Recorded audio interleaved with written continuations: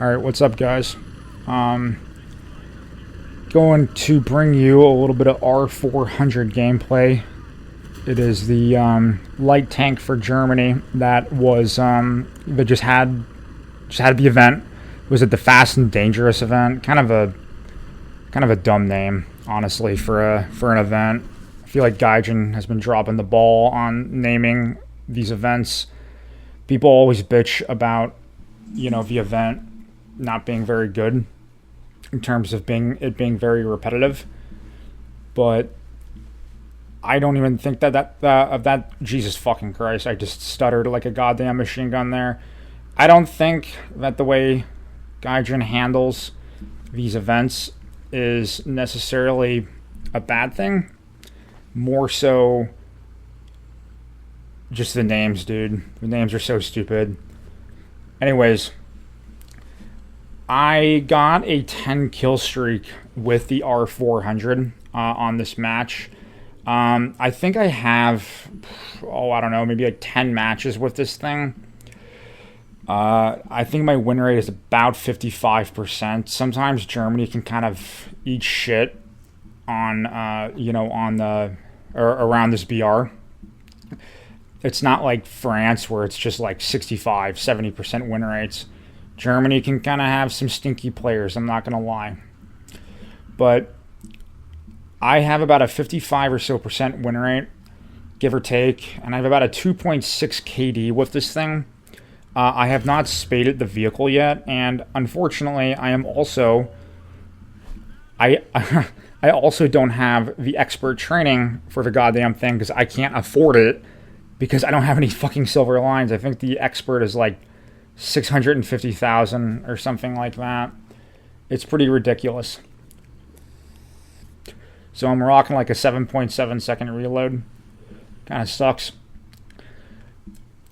I can't really judge this vehicle too much because I don't have all the modifications. You don't have like the filters, you don't have the brakes, the tires, etc. All these kind of mobility. I just bumped the mic. All these mobility. Oh yeah, look at this. Look at this XM800. He's totally clueless. I'm currently using DM23, by the way. I don't have the laser rangefinder, but yeah, you have all of these mobility modifications that really take the tank to the next game or to the next level. I don't have, I think, any of those. I think I have maybe tires, or I think I have the brakes. I'm on rank 3 modifications right now, I believe. And I got thermals, I want to say. And then I was going to go for crew replenishment, or crew replacement. And then I was going to get filters. So I can start kind of working on, getting this light tank actually acting like a light tank.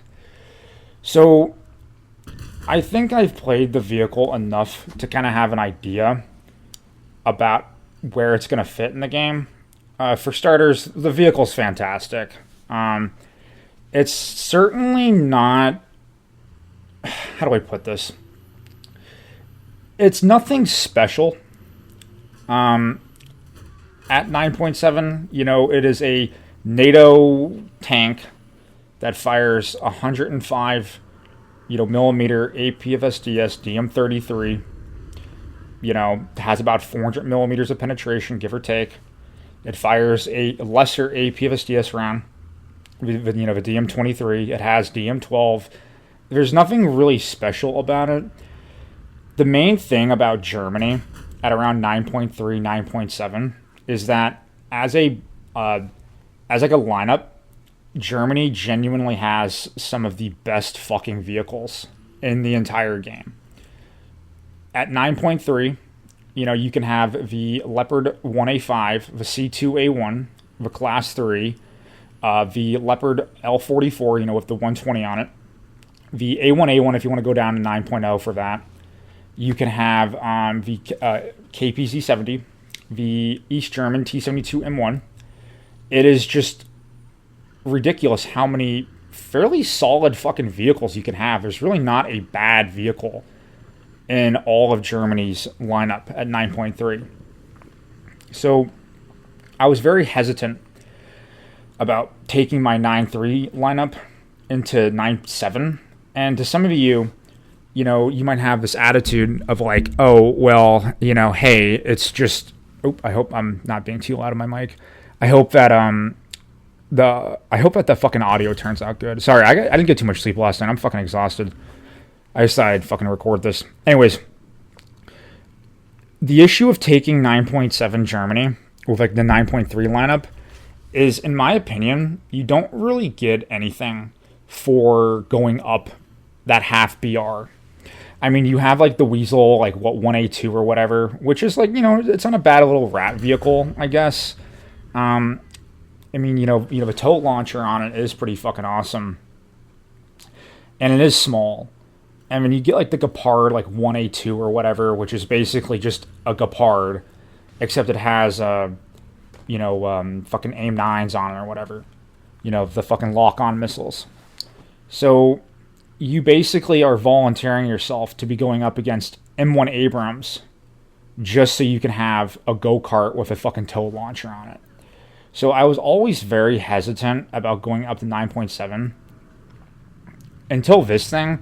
I believe it was the last major BR change, the Beg Light, went to 9.7, so I actually stopped using that fucking vehicle. I just didn't want to have to hassle, I didn't want to get hassled with 9.7, but I've been bringing the Beg Light out now, so I'm happy to be using that vehicle again. I have like 200 or 300 air kills with it. It's fucking awesome.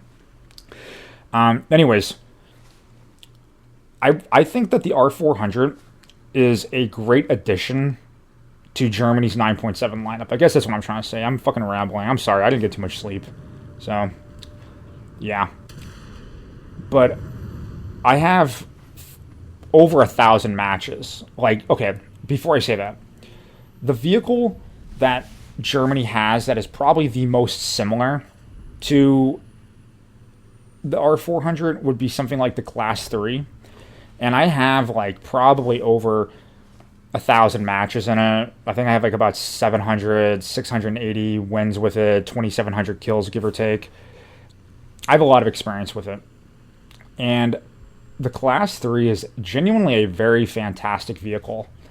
For starters, a lot of people like to bring up, your huge size, your, huge weight, your kind of poor power to weight ratio, which, for a light tank, that's not exactly good news bears, to be having a huge fucking vehicle when you're supposed to be light and small.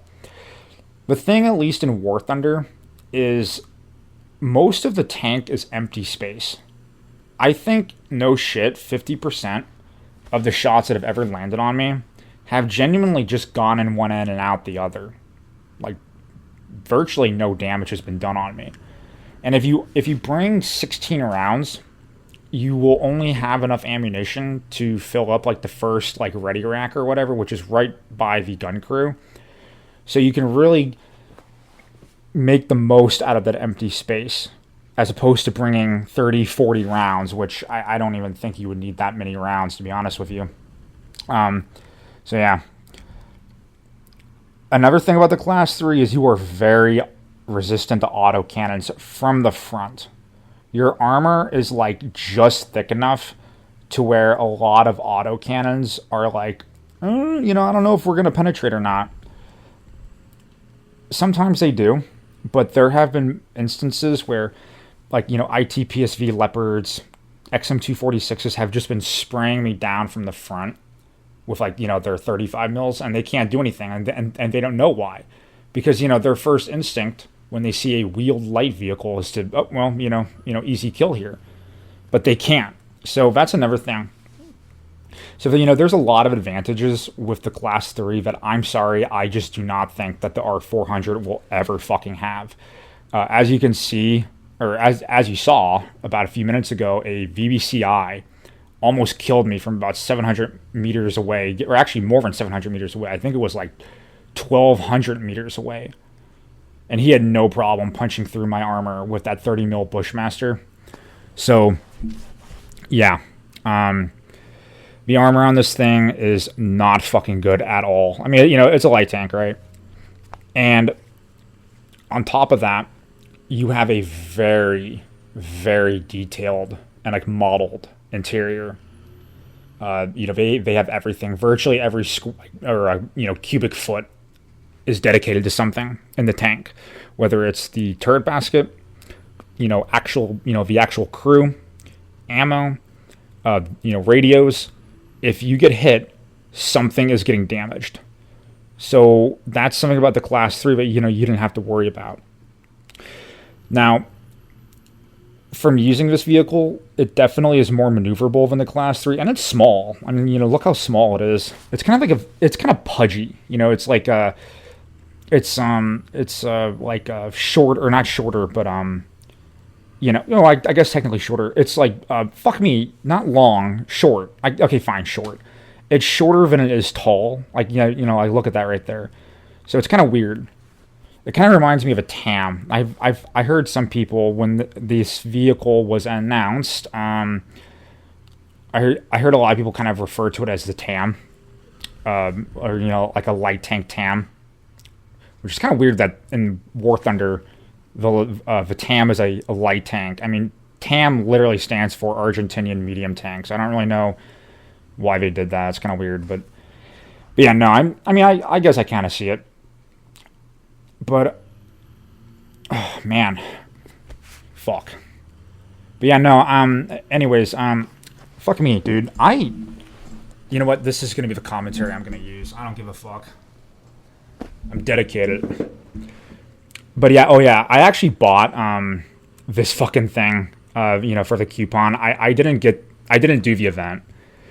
I am in school. I go to college, and I do not have time to play video games all the time. So I missed I think the 4th and 5th day for the marks of distinction. So I'm like, okay, well, fuck. I didn't get the G11 either, which I thought was a very cool cosmetic. I bought this thing about a day ago. I guess about a day ago for $22.91. I think it was. Here, I'm actually gonna look it up. What this thing is kind of going for. Let's see here now. Because I'll let you guys know if it is worth it or not. Okay. Ooh, boy. Gaijin Authenticator. The Gaijin Pass. Oh, wow. Okay, cool. Let's see here, boys. Okay. That didn't fucking work. You know what? Here. What the fuck am I doing? I'll just fucking go on, let's see here now. Go on Google Chrome. Oh, I know, this is so fucking professional, I know. Everyone's just fucking... Oh, jeez, okay, me bumping into the mic, that's not. Yeah, I know, everyone's just like, oh my god, these commentaries are so fucking professional, bro. Wow. Holy shit, dude. You should fucking do this for a living. Yeah, I know. Okay. Okay, so right now, actually, it's going for $17.49. That's funny. I actually paid more than what it's going for. I think for $17.49, this thing is well worth it. It is very well worth it. It is a fantastic vehicle in many respects. Again, the only real issue with this thing, beyond the armor, is just how fucking detailed that interior is. It is just ridiculous how detailed that is. So the main focus is that if you get hit, you're gonna get damaged really bad. You know what it kind of reminds me of? It kind of reminds me of the Beg Light. The Beg Light has a turret basket. It has a very modeled interior as well, and it's like you get hit with a 20 mil APDS round. You have to stop and repair. There is no whatever, I'll just brush it off. No. You have to stop and repair. But I can't wait to get this thing spaded. I'm probably going to do another video when I get this thing spaded, so I can kind of have a better kind of idea about whether this thing is, or how powerful this is, because it definitely is a decent lineup, a decent vehicle to my 9.7 lineup. But in defense of, I guess not in defense, but in attack, I guess, against the R400, I played 7 matches tonight with it. And no shit, I think 5 of them were down tiers, with 4 of them being full down tiers. It was kind of nuts. That's one of the things about these events that is always very annoying. Is my theory, and I'm sure that this is well documented, well fucking researched, is when these events come out, like when they go live, everyone starts playing at rank 7, rank 8, so they can get the max bonus, for the points going towards, actually getting the vehicle, right? Well, that, I think, pushes a lot of the matchmaking higher and higher and higher. Well, I mean, it's gonna go higher anyways, right? But I think more so higher than it usually is. And when I was like playing the game, like during the event, like during the fucking R400 event, virtually every fucking match was an up tier. Like at 7.0, at 9.3, 6.0, fucking reserve. Well, reserve obviously. It was always just full ass up tiers, right? Thank God, like 80% of the people like just suck ass at this game, or else I would have been fucked, right?